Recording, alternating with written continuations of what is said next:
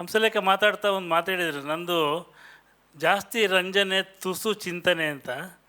ನಿಮ್ಮ ತುಸು ಚಿಂತನೆಯನ್ನೇ ತಡ್ಕೊಳ್ಳಿ ಕಷ್ಟ ಆಗ್ತಿದೆ ನಾಡಿಗೆ.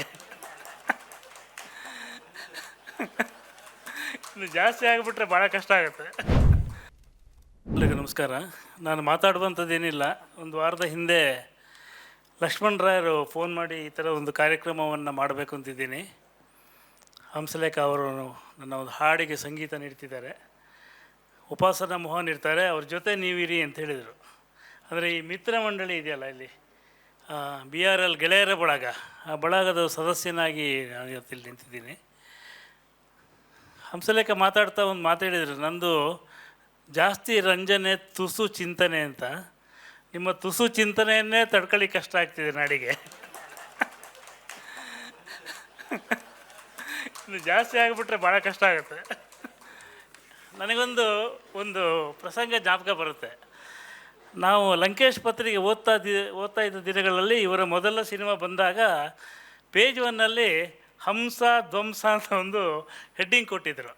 ಅದನ್ನು ನಾವೆಲ್ಲ ಆಗ ಅದು ನೆಗೆಟಿವ್ ಅಂದ್ಕೊಂಡಿದ್ವಿ. ಆಮೇಲೆ ಗೊತ್ತಾಯಿತು ಅದು ಪಾಸಿಟಿವ್ ಅಂತ.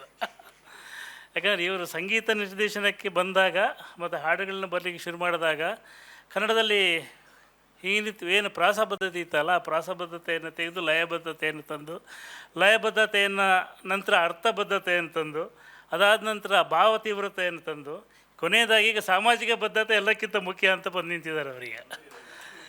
ಸೊ ಈ ಹಾಡನ್ನು ನಾನು ಧ್ವಂಸ ಅಂತ ಯಾಕೆ ಪದ ಹೇಳಿದೆ ಅಂದರೆ, ಭಾವಗೀತೆಗೆ ಒಂದು ಲಯ ಇದೆ, ಭಾವಗೀತೆಗೆ ಒಂದು ದಾಟಿ ಇದೆ. ಇವರು ಸಂಗೀತ ನೀಡೋ ಮೂಲಕ ಅದನ್ನು ಧ್ವಂಸ ಮಾಡಿದ್ದೀರಿ. ಈಗ ಅಂದರೆ ಭಾವಗೀತೆಯನ್ನು ಮುರಿದು ಕಟ್ಟುವ ಒಂದು ಹೊಸ ಕ್ರಮವನ್ನು ಕೊಟ್ಟಿದ್ದೀರಿ ಅಂತ. ನನಗೆ ಮೊದಲು ಸಲ ಇವರ ಹಾಡನ್ನು ಕಳಿಸಿದಾಗ ಇದು ಭಾವಗೀತೆ ಥರ ಇಲ್ವಲ್ಲ ಅಂತ ಕೇಳಿದೆ. ಇರಕೂಡ್ದು ಅಂದರೆ ಅವರು ಇರಕೂಡದು ಅಂತ ಹೇಳಿದರು ಲಕ್ಷ್ಮಣರಾವ್. ಸೊ ಅದು ಇಲ್ಲ ಅದು. ಹೀಗಾಗಿ ಈ ಲಕ್ಷ್ಮಣರಾಯರ ಹಾಡನ್ನು ಮತ್ತೊಂದು ಎತ್ತರಕ್ಕೆ ತೆಗೆದುಕೊಂಡು ಹೋಗುವಂಥ ಸಂಗೀತ ಇದರಲ್ಲಿದೆ ಅಂತ. ಅದಕ್ಕೆ ನೀವು ಹಾಕಿರುವ ವಿಜುವಲ್ಲು, ಇವತ್ತು ಅದನ್ನು ನೀವು ತೋರಿಸಿರುವಂಥ ರೀತಿಯನ್ನು ನೋಡಿದಾಗ ಲಕ್ಷ್ಮಣರಾವ್ ಹಾಡು ಇದೇ ಥರದ ಒಂದು ಕಾರ್ಯಕ್ರಮ ಒಂದು 15 ದಿವಸ ಹಿಂದೆ ನಡೆಯಿತು. ಹರೇ ಬಂದಂಥ ಸಮಯ ಅಂತ ಹೇಳುವ ಒಂದು ಹಾಡನ್ನು ಅದಕ್ಕೆ ವಿಡಿಯೋ ಹಾಡು ಮಾಡಿದರು.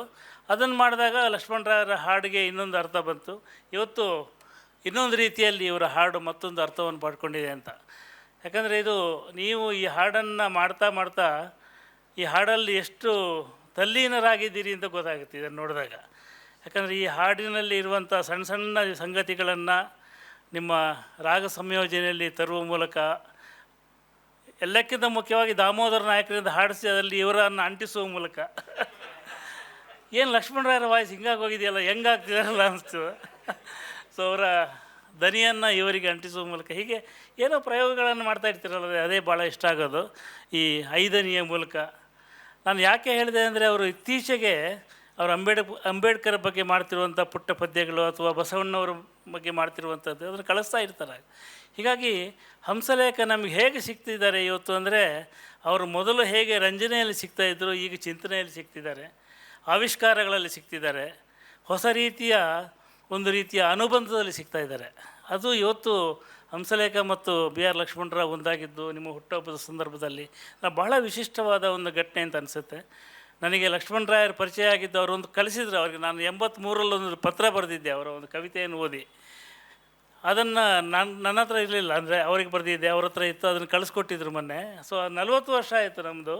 ಆದರೆ ಇವರನ್ನು ಭೇಟಿಯಾದ್ದು ನಾನು ಸುಮಾರು 35 ವರ್ಷಗಳ ಹಿಂದೆ ಒಂದು ಕಾರ್ಯಕ್ರಮದಲ್ಲಿ ಅಲ್ಲಿ ಹೋದಾಗ ನನ್ನ ಹೆಂಡತಿ ಇವರ ಅಭಿಮಾನಿ. ಅವರು ಹೋಗಿ ಇವರನ್ನು ಮಾತಾಡಿಸಿ ಆಮೇಲೆ ನನ್ನನ್ನು ಎಳ್ಕೊಂಬಂದು ನನ್ನ ಗಂಡ ಇವನು ಅಂತ ತೋರಿಸಿ, ಅಂದರೆ ಸಂಗೀತ ಅಭಿರುಚಿ ಇಲ್ಲ, ನಾನು ಕೇಳ್ತಾ ಇದ್ದೀನಿ ಅಂತ ಇವರಿಗೆ ಪರಿಚಯ ಮಾಡಿಸಿ, ಅಲ್ಲಿಂದ ನಂತರ ನಮ್ಮ ಸ್ನೇಹ ಒಂದು ಮುಂದುವರಿತಾ ಹೋಯಿತು. ನನಗೆ ಮುಖ್ಯ ಅನಿಸಿದ್ದಂದರೆ, ಇವತ್ತು ಹೇಗೆ ಹಂಸಲೇಖ ತಮ್ಮನ್ನು ನವೀಕರಿಸಿಕೊಂಡಿದ್ದಾರೋ ಹಾಗೆ BR ಲಕ್ಷ್ಮಣರಾವ್ ಕೂಡ ತಮ್ಮ ಕವಿತೆಗಳಲ್ಲಿ ತಮ್ಮನ್ನು ಹೇಗೆ ನವೀಕರಿಸ್ಕೊಂಡು ಬಂದಿದ್ದಾರೆ ಅಂತ. ಅವರು ದೇವರೇ ಅಗಾಧ ನಿನ್ನ ಕರುಣೆಯ ಕಡಲು ಪದ್ಯ ಇದೆಯಲ್ಲ, ಅದು ಆರಂಭದಲ್ಲಿ ದೇವರಿಗೆ ನಮಸ್ಕಾರ ಆಗಿದ್ದು ನಂತರ ಹೇಗೆ ಬದಲಾಗ್ತಾ ಹೋಗುತ್ತೆ. ಅಥವಾ ಅವರ ಸಿಗರೇಟು ಪದ್ಯ, ಅದು ಆರಂಭದಲ್ಲಿ ಬೇರೆಯೇ ಪದ್ಯ ಆಗಿರುತ್ತೆ, ಬಟ್ ರಾಗ ಹಾಕಬೇಕು ಅಂತ ಬಂದಾಗ ಹಾಡನ್ನು ಬದಲಾಯಿಸ್ತಾರೆ. ಹೀಗೆ ತನ್ನ ಹಾಡನ್ನೇ ತಿದ್ದಿ ಬರೆಯುವಂಥ, ತನ್ನ ಹಾಡನ್ನೇ ಬೇರೊಂದು ರೀತಿಯಲ್ಲಿ ಬರೆಯುವಂಥ.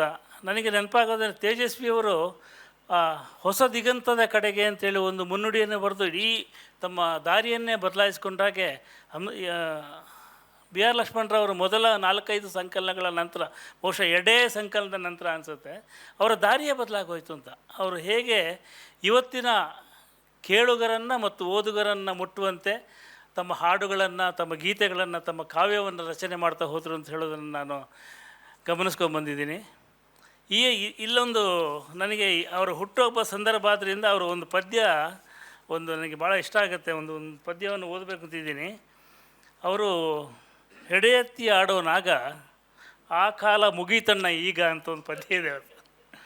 ಅದರಲ್ಲಿ ಒಂದು ಸಾಲಿದೆ, ಜೀವ ಮುಟ್ಟಿದೆ ಬಾಳ ರೇವು, ಸ್ವಂತ ಏಕಾಂತದ ಟಾವು, ಹೆಡೆಮಣ್ಣಿ ಬೆಳಕಲ್ಲಿ ಧ್ಯಾನ, ಗುಪ್ತಮಣಿಯ ಜೋಪಾನ ಅಂತ. ಇದು ಜೀವ ಮುಟ್ಟಿದೆ ಭಾಳ ರೇವು ಅಂತ ಹೇಳಿದಾಗ ಭಾಳ ಅಂದರೆ ಇನ್ನು ಸಾಕು ಜೀವನ ಅಂತ ಹೇಳುವ ರೀತಿಯಲ್ಲಿ ಬರೆದಂಗಿದೆ ಅಂತೇಳಿ ಅಂದ್ಕೊಂಡಿದ್ದೆ ನಾನು. ಬಟ್ ಯಾವಾಗ ಬರೆದಿದ್ದು ನೋಡಿದ್ರೆ 20 ವರ್ಷ ಆಗಿದೆ ಬರೆದಿದ್ದನ್ನ. 20 ವರ್ಷದ ಹಿಂದೆ ಬರೆದಂಥ ಪದ್ಯ. ಮೊನ್ನೆ ಒಂದು ಪದ್ಯ ಬರೆದಿದ್ದಾರೆ, ವಿಜಯ ಕರ್ನಾಟಕದಲ್ಲೋ ಯಾವುದೋ ಪತ್ರಿಕೆಯಲ್ಲಿ ನೋಡಿದೆ. ಅದರಲ್ಲಿದೆ, ನನ್ನ ಮನಸ್ಸಿನಲ್ಲಿ ನೀನು, ನಿನ್ನಲ್ಲಿ ನಾನು, ಒಟ್ಟಿಗೆ ಸಾಗಿದೆ ಯಾನ, ಬೇರೆ ಇದ್ದರೂ ಅಂದರೆ ಗೊತ್ತಾಯ್ತಲ್ಲ. ಅಲ್ಲಿ ಇನ್ನೊಂದಿದೆ, ಈ ರೇವು ಹೇಗೆ ಪುನಃ ಬಂದಿದೆ ಅಂದರೆ, ಇಬ್ಬರಿಗೂ ಒಂದೇ ಆಸೆ, ಸೇರಬಹುದೇ ನಾವು, ಎಂದಾದರೂ ಒಂದು ದಿನ ಒಂದಾಗುವ ರೇವು. ಸೊ ಅಲ್ಲಿ ಏನು ಜೀವ ಮುಟ್ಟಿದೆ ಭಾಳ ರೇವು, ಇಲ್ಲಿ ಮತ್ತೆ ಒಂದಾಗುವ ರೇವನ್ನು ಹುಡುಕಿಕೊಂಡು ಹೊರಟಂಥ ಲಕ್ಷ್ಮಣರಾಯರ ಈ ಸರದಿಯೋಟದ ಸಾಲಿದೆಯಲ್ಲ, ಇದನ್ನು ನೆನಪಿಸ್ಕೊಂಡು ನಾನು ಜಾಸ್ತಿ ಮಾತಾಡಲ್ಲ. ಒಂದು ಪದ್ಯ ನಿಮ್ಮ ಬಗ್ಗೆ ಬರೆದಿದ್ದೀನಿ, ನಿಮ್ಮೆಲ್ಲರ ಅನುಮತಿಯಿಂದ ಅದನ್ನು ಓದಿಬಿಡ್ತೀನಿ ಅಂತ. ಸಣ್ಣ ಪದ್ಯ ಇದೆ, ನಾನು ಅದನ್ನು ಇವತ್ತು ಓದಲೇಬೇಕು ಅನ್ನಿಸ್ತು. ಕವಿಗೆ, ಇದು ಪದ್ಯ ಹೆಸರು BRL ಅಂತ. ಕವಿಗೆ ವಯಸ್ಸಾಗದೇ ಇರುವುದು ಅಂಥ ದೊಡ್ಡ ಸಂಗತಿಯಲ್ಲ. ಕವಿತೆಯ ತಾರುಣ್ಯ ಉಳಿಸಿಕೊಳ್ಳುವುದಿದೆ ನೋಡಿ, ಅದು ಕವಿಯ ಕೈಮೀರಿದ್ದು. ಕ್ರಮೇಣ ಕವಿತೆಯನ್ನು ಬಾಧಿಸುವುದುಂಟು ನಾನಾ ಥರದ ಕಾಯಿಲೆ, ಬೊಜ್ಜು, ಏದುಸಿರು, ಮಧುಮೇಹ, ಸಾಮಾಜಿಕ ಒತ್ತಡ, ಕ್ಲೀಶೆ, ಸವಕಲುತನ, ಬಣ್ಣಕ್ಕೆ ಎರವಾಗುವ ಕಾಮಾಲೆ. ಹಳೆಯ ದ್ವೇಷ, ಹೊಸ ಪ್ರೇಮ, ಯಾವುದೋ ಕೊರಗು, ಯಾರದೋ ಸೆರಗು, ಸಹಕವಿಯ ಮೇಲಿನ ಹೊಟ್ಟೆ ಕಿಚ್ಚು, ತನ್ನ ಮೇಲಿನ ಅಚ್ಚುಮೆಚ್ಚು, ಕಳೆದೀತು ಬೆರಗು. ಸಿದ್ಧಾಂತದ ಭಾರ, ಹೋರಾಟದ ಕಿಚ್ಚು, ಅಧಿಕಾರದ ಆಸೆ, ಅಕಾಡೆಮಿಯ ಹುಚ್ಚು, ಪಂಥಗಳ ಪಂಥಾಹ್ವಾನ, ಸಂತೆಯಲ್ಲಿ ಬಿಕರಿಯಾಗುವ ಮುಂಚೆ ದುರಾಸೆ ಕೆಡಿಸುತ್ತದೆ ಕವಿತೆಯ ಬೆಚ್ಚು. ಹಾಗಾಗದೆ ಉಳಿಯುವುದು ಸಾಹಸ, ಪವಾಡ, ಅಚ್ಚರಿ, ಓದುಗನ ಪುಣ್ಯ. ಹಾಗಾಗದೆ ಉಳಿದಿದ್ದಾರೆ BRL. ಕವಿತೆ ಅಂದರೆ ಅವರಿಗೆ ನವತಾರುಣ್ಯ. ನಮಸ್ಕಾರ.